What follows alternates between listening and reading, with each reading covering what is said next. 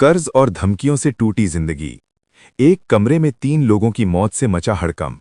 फतेहपुर जिले के सदर कोतवाली क्षेत्र के चौफेरवा गांव में एक कमरे के अंदर 3 लोगों के शव मिलने से पूरे इलाके में सनसनी फैल गई। शुरुआती जांच के बाद पुलिस ने इस मामले को आत्महत्या बताया है। मामले की गंभीरता को देखते हुए पुलिस प्रशासन ने जांच तेज कर दी है और 4 लोगों को हिरासत में लेकर उनसे पूछताछ की जा रही है। जानकारी के अनुसार चौफेरवा गांव में एक कमरे में 3 लोगों के शव संदिग्ध परिस्थितियों में मिले। घटना की सूचना मिलते ही पुलिस मौके पर पहुंची और जांच शुरू की। पुलिस की शुरुआती जांच में ये मामला सामूहिक आत्महत्या का बताया जा रहा है। प्रयागराज जोन के एडीजी संजीव गुप्ता ने भी आत्महत्या की पुष्टि की है। पुलिस को मौके से मृतक अमर श्रीवास्तव के हाथ से लिखा हुआ एक सुसाइड नोट भी मिला है।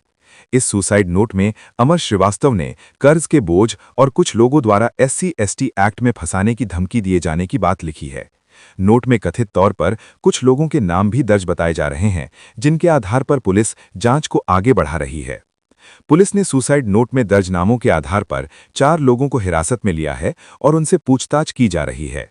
अधिकारियों का कहना है कि मामले के हर पहलू की गंभीरता से जांच की जा रही है और जो भी दोषी पाया जाएगा उसके खिलाफ सख्त कार्रवाई की जाएगी। घटना की खबर फैलते ही अधिवक्ताओं में भी आक्रोश फैल गया।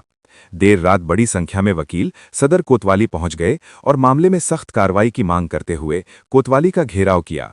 वकीलों का कहना है कि अगर किसी प्रकार की प्रताड़ना या दबाव के कारण ये कदम उठाया गया है तो जिम्मेदार लोगों के खिलाफ कड़ी कार्रवाई होनी चाहिए। फिलहाल पुलिस पूरे मामले की गहराई से जांच कर रही है। सुसाइड नोट में लिखे गए नामों और परिस्थितियों को ध्यान में रखते हुए पुलिस ये पता लगाने की कोशिश कर रही है कि आखिर किन हालातों ने 3 जिंदगियों को एक साथ खत्म होने पर मजबूर कर दिया।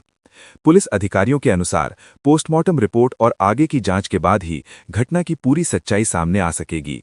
वहीं गांव में इस घटना के बाद मातम और दहशत का माहौल बना हुआ है। तक वो पुलिस के द्वारा उठाया गया है। आप लोग कोतवाली आए हुए हैं, क्या था पूरा मामला ये? मामला ये ट्रिपल हत्याकांड में जो चौफेरवा फतेहपुर कोतवाली नगर के अंतर्गत हुआ है, उसमें पुलिस द्वारा ये बताया गया कि शंका के आधार पर एक अधिवक्ता को गिरफ्तार किया गया है, जिसमें अधिवक्ताओं के अंदर रोष है और हम लोगों की ये मांग है कि हमारा अधिवक्ता निर्दोष है। वास्तविक मुलजिम को बचाने के लिए हमारे अधिवक्ता साथी को आगे लाया जा रहा है। हम लोगों की मांग ये है पुलिस प्रशासन की कि ईमानदारी से और स्वच्छ जांच होनी चाहिए, जिसमें अधिवक्ता साथी जिस समय का मर्डर है उस समय वो हमारे लोगों के बीच में था, उसका किसी तरह से कोई भी हाथ नहीं है। और एसपी साहब के आश्वासन पर कि सुबह 10 बजे वो अस्वस्थ हैं और सुबह 10 बजे वो हम सभी लोगों के बीच में बैठकर हमारे अधिवक्ता साथी से कुछ मामले में जानकारी चाहते हैं कि कैसे ये 13 हत्याकांड खुले। क्या सुसाइड नोट आपको लोगों को दिखाया गया है? सुसाइड नोट में क्या उल्लेख रहे हैं? नहीं, हम लोगों को नहीं दिखाया गया है और ना ही कोई ऐसी स्थिति है। पुलिस ने गुप्त रखा है सुसाइड नोट और हम लोगों को इस विषय में जानकारी भी नहीं है कि सुसाइड नोट है भी कि नहीं भी है। हत्या का मामला की आत्महत्या? हाँ, और हाँ, अभी स्पष्ट नहीं है कि हत्या का मामला है कि आत्महत्या का। 13 हत्याकांड में उस परिवार से भी हमारे सभी अधिवक्ता साथियों को सिंपैथी है, सहानुभूति है।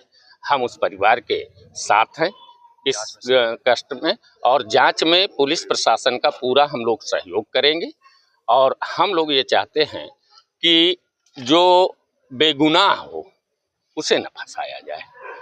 और हम लोगों का सभी अधिवक्ता साथियों का ये मानना है कि हमारा अधिवक्ता पूरी तरह से बेगुनाह है, उसे किसी न किसी षड्यंत्र के तहत उसका नाम आगे लाया जा रहा है और उसे फंसाने की कोशिश की जा रही है। कोतवाली पुलिस से अभी तक आप लोग क्या आश्वासन मिला?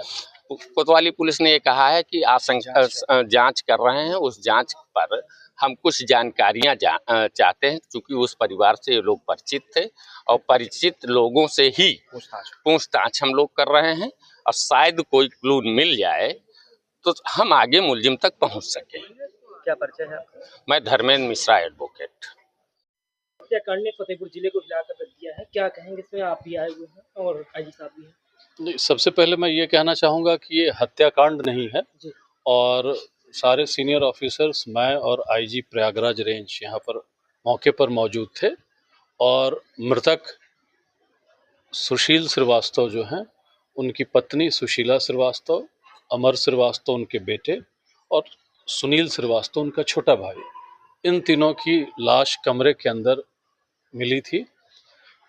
जो सुशील श्रीवास्तव हैं, उन्होंने खुद ही ये बात स्वीकार की है और अपना स्टेटमेंट भी दिया है कि संभवतः तीनों लोगों ने किसी दबाव में आकर आत्महत्या की है। घटनास्थल के निरीक्षण करने पर स्पष्ट ये पता चलता है कि ब्लेड पड़े हुए मिले हैं।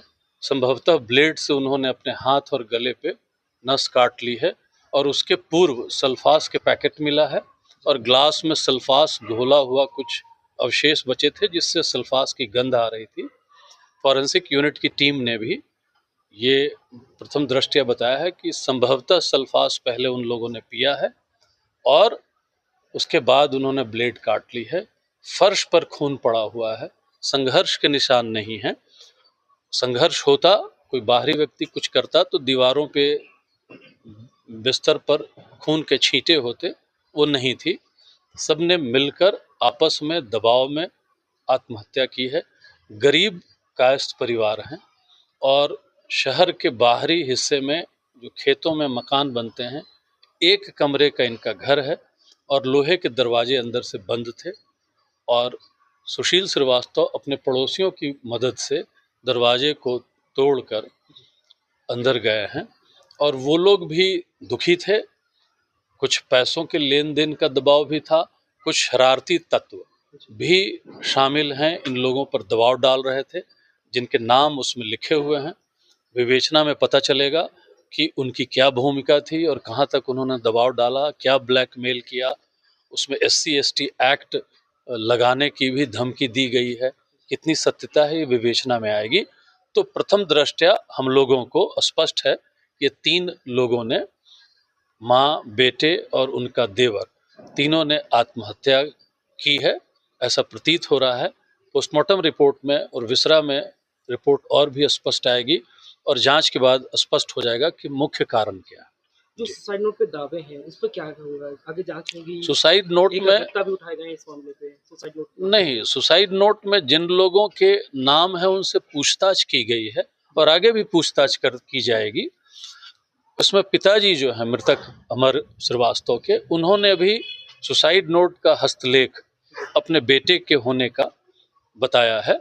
तो स्पष्ट है कि उनके बेटे ने सुसाइड नोट लिखा है और सुसाइड नोट से और भी स्पष्ट हो जाता है जो घटना स्थल पर सर्कमस्टेंशियल एविडेंस है कि आत्महत्या हुई है और हम लोग जांच करेंगे कि इतना बड़ा कदम इस परिवार ने क्यों लिया, किनके दबाव में परिवार था और उनके विरुद्ध हम लोग कठोर कार्रवाई करेंगे। जो भी परिवार या बेटे को हरेसमेंट कर रहे थे, क्या उन पे कठोर कार्रवाई होगी? जांच होगी, उनके साक्ष्य इकट्ठा किए जाएंगे, उनके ऊपर कार्रवाई होगी।